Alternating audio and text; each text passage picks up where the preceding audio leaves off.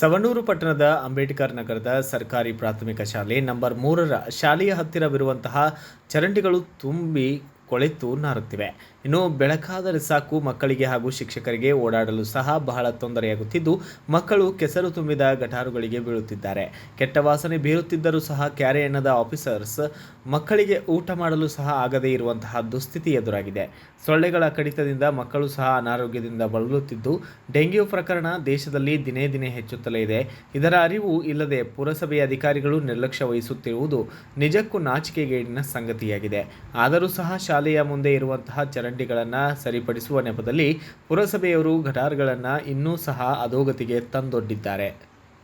ಇನ್ನಾದರೂ ಸಂಬಂಧಪಟ್ಟಂತಹ ಆಫೀಸರ್ಸ್ ಎಚ್ಚೆತ್ತುಕೊಂಡು ಕೂಡಲೇ ಸರಿಪಡಿಸುತ್ತಾರಾ ಇಲ್ವಾ ಎಂಬುದನ್ನು ಕಾಯ್ದು ನೋಡಬೇಕಾಗಿದೆ. ಬ್ಯೂರೋ ರಿಪೋರ್ಟ್, ರಮೇಶ್ ತಾಳಿಕೋಟೆ, ಭಾರತ ವೈಭವ ನ್ಯೂಸ್, ಹಾವೇರಿ.